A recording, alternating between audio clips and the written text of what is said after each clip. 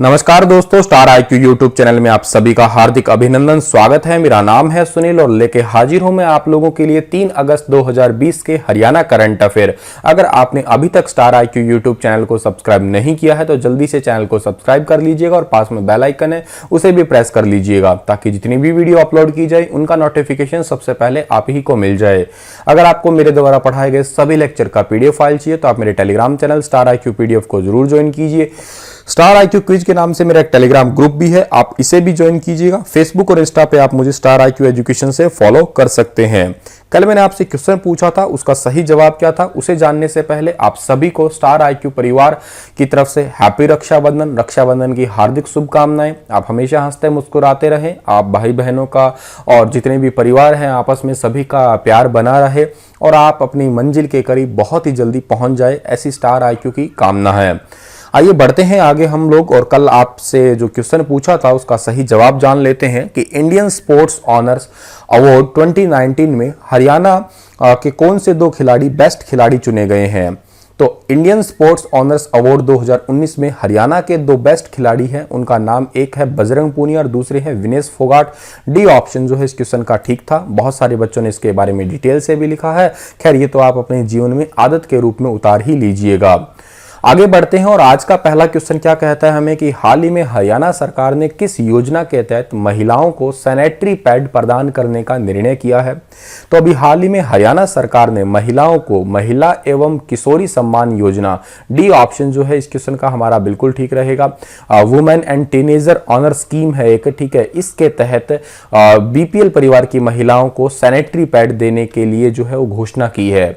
आप सभी को ये बात पता ही होगी, जनरली आप लोगों ने बायोलॉजी तो पढ़ी ही होगी। बीइंग ए बायो टीचर अगर आपको मैं कहने की कोशिश करूं तो देखिएगा फीमेल बॉडी के अंदर 10 से 12 साल की उम्र के अंदर मेंस्ट्रुएशन साइकिल या इसे मासिक धर्म या रजोधर्म की प्रक्रिया कहते हैं, ये शुरू होते हैं। इनका कारण है शुरू होने का क्योंकि इन्हीं की वजह से ही जो है वो प्रेगनेंसी हो पाती है। ये तकरीबन आपका जो है वो 3 से लेके 7 दिनों का एक प्रोसेस होता है, ठीक है।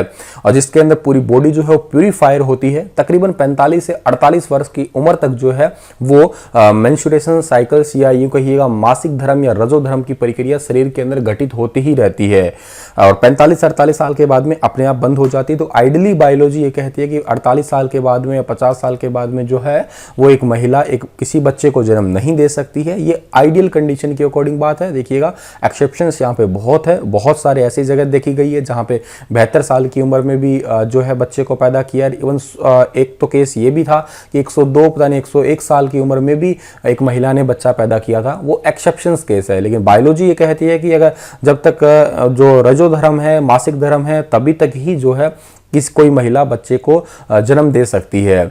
अब देखिए क्या होता है इनके मासिक धर्म के तुरंत बाद, ठीक है, नेक्स्ट जैसे मासिक धर्म पूरे हुए हैं 5 तारीख को तो 6-7 तारीख को जो है वो प्रेगनेंसी की प्रक्रिया काफ़ी हद तक होती है। या यूं कहिएगा जो फीमेल्स होता है उनके अंदर ओवा होता है, जो अंडाणु होता है वो काफ़ी ज़्यादा एक्टिव रहता है, ठीक है। और फिर बहुत जल्दी जो है फर्टिलिटी पॉसिबल होती है डिंब वाहिका के अंदर।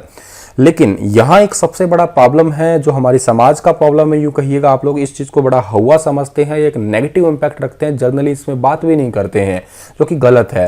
यहाँ साफ सफाई की बहुत ज़्यादा ज़रूरत होती है। दूसरी चीज़ ये है कि सैनिटरी पैड जो है ये अवेलेबल नहीं होते हैं क्योंकि गरीब महिलाओं को इनको लाना थोड़ा सा एक अलग पॉइंट बन जाता है, ठीक है।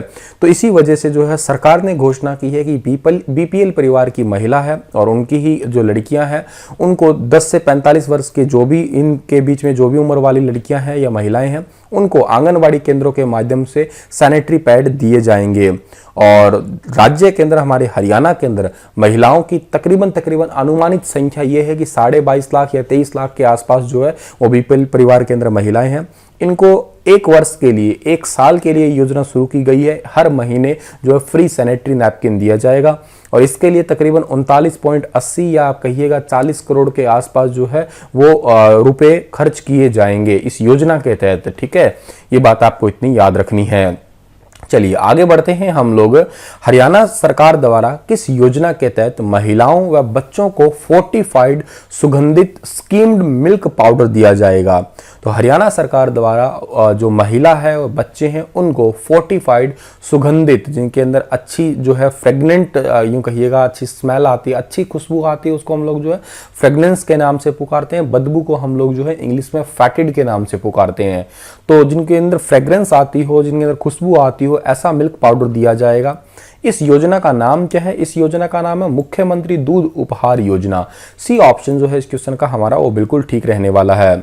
इसमें क्या है कि जितनी भी गर्भवती महिला है और जो दूध पिलाने वाली माता है उनको हर हफ्ते के अंदर जो है 6 दिन, हफ्ते के अंदर 6 दिन यानी कि मान लेते हैं हम लोग कि मंडे टू सैटरडे 200 ml जो है प्रतिदिन फोर्टिफाइड सुगंधित स्कीम्ड मिल्क जो है पाउडर दिया जाएगा। इसमें बहुत सारी खुशबू के फ्लेवर जैसे चॉकलेट है, गुलाब है, इलायची है, वैनिला है, प्लेन भी होगा, बटर स्कॉच भी होगा, ताकि जो है आसानी से माताएं पी ले। क्योंकि गर्भवती महिला जो होती है उनको थोड़ी एंजाइटी ज़्यादा होती है, चिड़चिड़ापन ज़्यादा होता है, मतलब खाने पीने का दिल करता भी है और खाने पीने का दिल नहीं भी करता है, क्योंकि वो एक साथ दो, मतलब खुद की जान को भी संभालना और एक दूसरी जान को भी साथ में संभालना।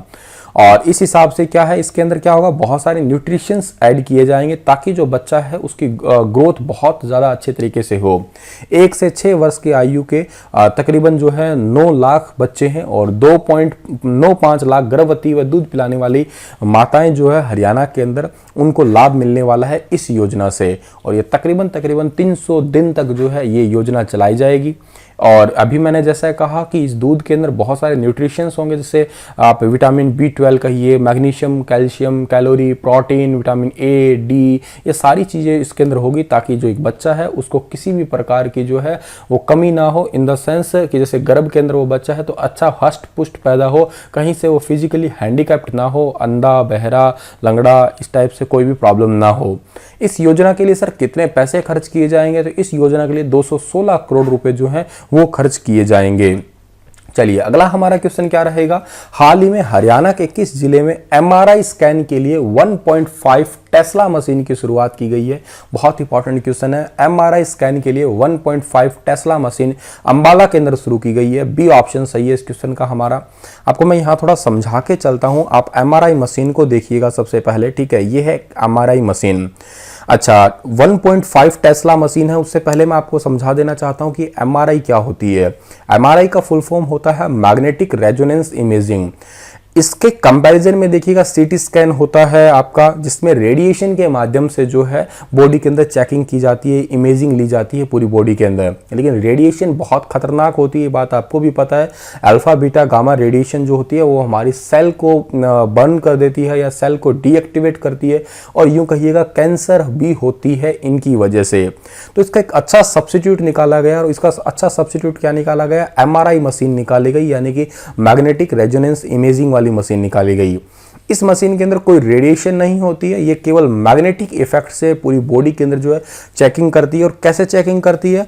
ये जहां जहां पे हाइड्रोजन होता है उसी जगह की बहुत अच्छे तरीके से जो है वो इमेज ले पाती है। अब बॉडी में सर हाइड्रोजन कहाँ से आया? देखिएगा हमारे शरीर के अंदर हाइड्रोजन है, कहाँ से है?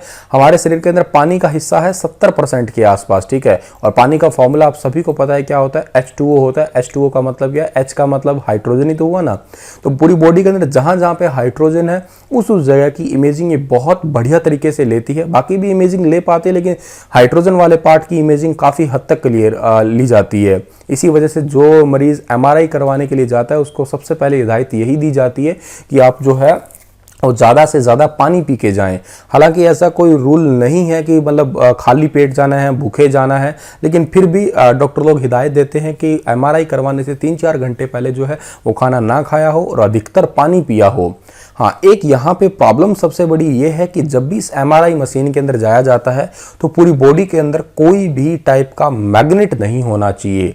ये उन लोगों के लिए एक्सेप्शंस कह सकते हो आप, या उन लोगों के लिए बहुत खतरनाक साबित हो सकती है जिन्होंने पेस मेकर डलवा रखा है, जिनके शरीर के अंदर किसी एक्सीडेंट की वजह से बॉडी के अंदर रोड वगैरह लगी हुई है, कोई स्क्रू लगा हुआ है, तो उन लोगों को की MRI कभी हो नहीं सकती है। क्योंकि डॉक्टर लोग पहले ही पूछते हैं कि क्या तुम्हारा पेस मेकर तो नहीं लगा हुआ ना भाई, क्या तुमने बॉडी के अंदर कोई स्क्रू या कोई भी रोड वगैरह तो नहीं डलवा रखी ना। अगर ऐसा है तो क्या होगा, क्योंकि ये मैग्नेट है तो मैग्नेट इनको बहुत ही तेजी से अपने ओर आकर्षित करेगा और वो इंसान जो है मर भी जाएगा। ऐसा रिसेंटली एक थोड़ा हुआ भी था केस, जिसके अंदर जो है ऑक्सीजन रिएक्ट कर गया था, ऑक्सीजन सिलेंडर रिएक्ट कर गया था और पूरी बॉडी को मैग्नेटाइज करके वो इस मशीन के अंदर घुसा और इसके अंदर ही रह गया, वो मर ही गया वो। हालांकि उसके अंदर कोई मेटल तो नहीं था, लेकिन फिर भी वो ऑक्सीजन सिलेंडर की वजह से हुआ था वो तो खैर। अच्छा, अगली बात क्या है देखिएगा, ऑक्सीजन सिलेंडर का मतलब कि पूरी बॉडी के अंदर ऑक्सीजन बहुत ज़्यादा चली गई थी। अत्यधिक मात्रा में ऑक्सीजन जाना भी शरीर के लिए खराब करता है। क्या सर सोना गोल्ड वगैरह पहना हुआ हो तो क्या इस मशीन के अंदर जाया जाता है? नहीं, गोल्ड से वैसे जा सकते हैं क्योंकि गोल्ड में कोई आयरन नहीं होता है, मिलावट अगर करें तो प्रॉब्लम आ जाती है। तो हम लोग ये श्योर नहीं कह सकते कि सोना या चांदी उसके अंदर कोई मिलावट नहीं की हुई है, किस पे हम लोग श्योरिटी रखें। इस वजह से कोई भी आभूषण वगैरह नहीं पहनाया जाता। अब एमआरआई होती है 3 टाइप की, एक होती है आपकी 1 टेस्ला, एक होती है 1.5 टेस्ला, एक होती है 3 टेस्ला। टेस्ला का मतलब होता है मैग्नेटिक इफेक्ट, जो जितना बड़ा टेस्ला है वो उतनी ज़्यादा मैग्नेटिक रेज छोड़ने वाला है। 1 टेस्ला थोड़ी कम रेज छोड़ेगा, 1 टेस्ला तकरीबन 1000 गॉसिस के ऐसे रेंज होती है उतना छोड़ेगा। 1.5 1500 और 3 है मतलब वो 3000 के आसपास जो है मैग्नेटिक रेज को है वो ट्रांसमिट करता है, जिसके तहत जल्दी से जल्दी इमेजिंग टेस्ट होता है। तकरीबन जो है इसके अंदर रखा जाता है एक इंसान को, ये 15 मिनट से लेकर 90 मिनट तक की प्रक्रिया हो सकती है। वो डिपेंड करता है कि कौन से पार्ट की इमेजिंग लेना है, टेस्ट करना है। ये तो बात आपको समझ में आ गई, ठीक है। अब क्या है कि अंबाला के अंदर इस मशीन को लगाया गया है, शुरू किया गया है। किसने किया है? हरियाणा के स्वास्थ्य मंत्री अनिल विज ने इसका शुभारंभ किया है। और दूसरी बात जो है, इस प्रोजेक्ट पे 6.5 करोड़ रुपए के जो है वो खर्च किया जाएगा। बीपीएल और एससी और हरियाणा कर्मचारी है उनको ये सुविधा बिल्कुल फ्री में मिलेगी। और एक मरीज के जो है 55 तरह के स्कैन हो पाएंगे इस सेंटर के अंदर अब। और टेस्ट के रेट जो हैं वो जितने भी प्राइवेट हॉस्पिटल है उनसे 50% कम होंगे, क्योंकि काफ़ी महंगी प्रोसेस है, पर्टिकुलर 10-12 हज़ार रुपये लगते हैं इस टेस्ट के ही। इसके अलावा जो है ये ऋषिकेश, सहारनपुर, हल्द्वानी, ग्रेटर नोएडा, इनके अंदर ऐसे 1.5 टेस्ला के जो है सेंटर अभी भी काम कर रहे हैं, चल रहे हैं वहाँ पे। अगला क्वेश्चन हमारा क्या है, अगला क्वेश्चन हमारा रहेगा, उससे पहले हमें अंबाला के बारे में जिक्र करना होगा। अंबाला की स्थापना 1 नवंबर 1966 को हुई है। क्षेत्रफल 1574 वर्ग किलोमीटर है। विधानसभा क्षेत्रों में अंबाला, अंबाला कैंट, मुलाना और नारायणगढ़ का नाम आता है। उपनामों में वैज्ञानिक उपकरणों की नगरी है, ट्विन सिटी है और साइंस सिटी है। मंदिरों की बात की जाए तो मंदिर अंबिका माता का मंदिर, शारदा देवी का मंदिर और राधा कृष्ण मंदिर फेमस है। अगला क्वेश्चन हमारा है कि हाल ही में हरियाणा के कितने तकनीकी संस्थानों में ऑनलाइन दाखिले शुरू कर दिए गए हैं? तकनीकी संस्थान यानी कि जो पॉलिटेक्निक कॉलेज है उनके अंदर जो है 37 ऐसे पॉलिटेक्निक कॉलेज है जहां पे ऑनलाइन दाखिले शुरू कर दिए गए हैं। सी ऑप्शन जो है इस क्वेश्चन का हमारा बिल्कुल ठीक रहेगा। या तकनीकी संस्थान में डिप्लोमा कॉलेज, पॉलिटेक्निक कॉलेज के अलावा इंजीनियरिंग कॉलेज भी, जैसे हम लोग डिग्री जहाँ पे प्राप्त करते हैं लाइक बीटेक, एमटेक वाले कॉलेज और पॉलिटेक्निक के डिप्लोमा वाले कॉलेज, उनके अंदर जो है ऑनलाइन दाखिला प्रक्रिया एक अलग तरीके से सॉफ्टवेयर तैयार किया गया है, विशेष सॉफ्टवेयर जैसे एमडी यूनिवर्सिटी ने तैयार किया है। सोशल डिस्टेंसिंग को मेंटेन किया जा सके, डॉक्यूमेंट वगैरह है वहाँ पे अपलोड कर दिए जाएंगे। मतलब क्या है कि फिजिकली हमें खुद जाके जो है वहाँ अनुभव नहीं लेना पड़ेगा, खुद जाके काउंसलिंग वगैरह नहीं करवानी पड़ेगी, सारा काम जो है ऑनलाइन ही हो जाएगा कोरोना वायरस को देखते हुए। और डिजी लॉकर की मदद से जितने भी उनके सर्टिफिकेट वगैरह है उनको भी टेस्टिंग जो है वो की जा सकती है। और ये घोषणा या ये सूचना जो है वो राष्ट्रीय सूचना विज्ञान केंद्र नेशनल इंफॉर्मेटिक्स सेंटर के द्वारा है और इसका हेडक्वार्टर न्यू दिल्ली में है और इसकी स्थापना 1976 में और इसके डायरेक्टर जनरल का नाम क्या है? नीता वर्मा है। हाल ही में किस यूनिवर्सिटी में लकड़ी के डीएनए टेस्ट की रिसर्च की गई है? ये भी एक बहुत इंपॉर्टेंट क्वेश्चन है। लकड़ी के डीएनए टेस्ट की रिसर्च जो है वो की गई है पंजाब यूनिवर्सिटी के अंदर। ए ऑप्शन जो है बिल्कुल ठीक रहेगा इस क्वेश्चन का हमारा। देखिए क्या होता है कि कई बार जब लड़ाई झगड़ा होता है, हमला होता है, तो लकड़ी से जो है किसी व्यक्ति की हत्या कर दी जाती है। अभी लकड़ी से चोट मार के तो हत्या कर ही दी जा सकती है, कोई खास वो बड़ी बात है नहीं, लठ मार के आदमी को मारा ही जा सकता है, बिल्कुल भाई। तो अब क्या है कि अब से पहले ऐसा कोई सिस्टम था नहीं कि जिससे हम लोग पता लगा सके कि इस लकड़ी से मारा गया है या उसका कोई सबूत हमें मिल जाए। लेकिन अब पंजाब यूनिवर्सिटी ने ऐसी रिसर्च की है जिससे लकड़ी का भी डीएनए है उसका टेस्ट किया जा सकता है, ताकि सबूतों तक बहुत ही आसानी से जो है वो पहुंचा जा सकता है।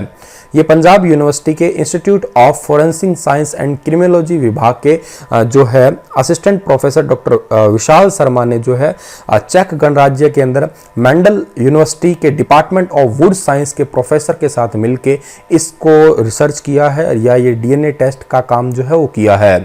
ये एक बहुत अच्छा काम किया है, यूं समझिएगा आप लोग।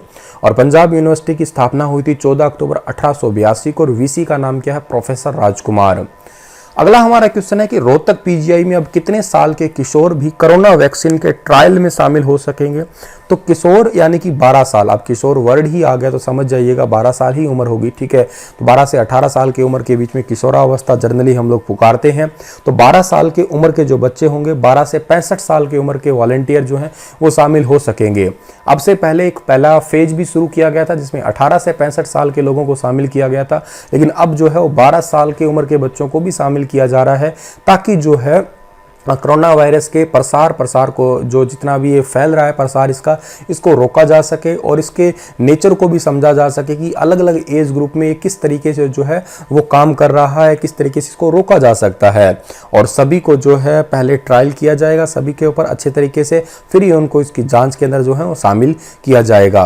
रोहतक पीजीआई की स्थापना 1990 में हुई है। वीसी का नाम डॉक्टर ओपी कालरा है।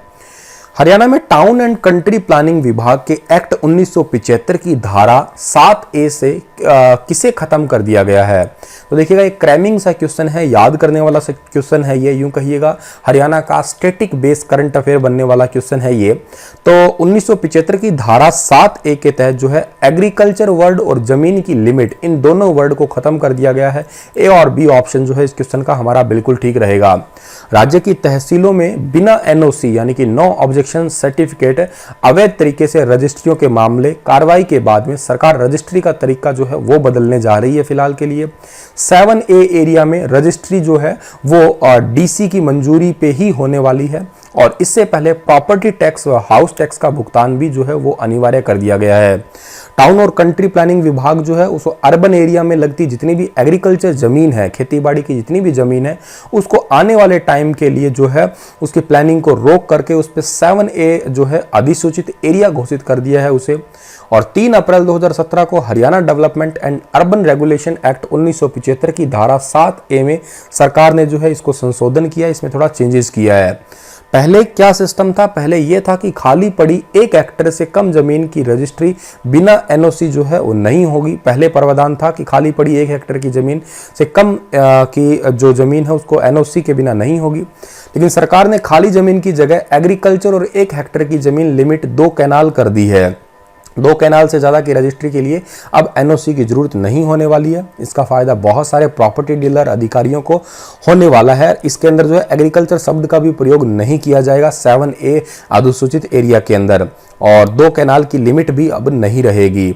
और ऑन अप्रूवल डिप्टी कमिश्नर जो है एक शब्द जोड़ा गया है अब नए नियम के तहत, जो कि बिना डीसी के परमिशन के नहीं होने वाला है अब जो है एरिया के अंदर जहां पे भी रजिस्ट्री वगैरह करवानी होगी। तो ओवरऑल आपको इतना याद रखना है कि जो ये 2 वर्ड हैं ये हटा दिए गए हैं। क्रैमिंग सा क्वेश्चन है, आपको इतना बस समझ लेना है इसे। अगला क्वेश्चन है, हाल ही में हरियाणा सरकार ने उपभोक्ताओं को कब तक बिना किसी शुल्क के पानी व सीवेज कनेक्शन देने के लिए निर्णय किया है। तो हरियाणा सरकार ने उपभोक्ताओं को 31 अगस्त 2020 तक जो है वो बिना किसी पैसे के फ्री में जो है वो सीवरेज का और पानी का कनेक्शन देने का निर्णय किया गया है।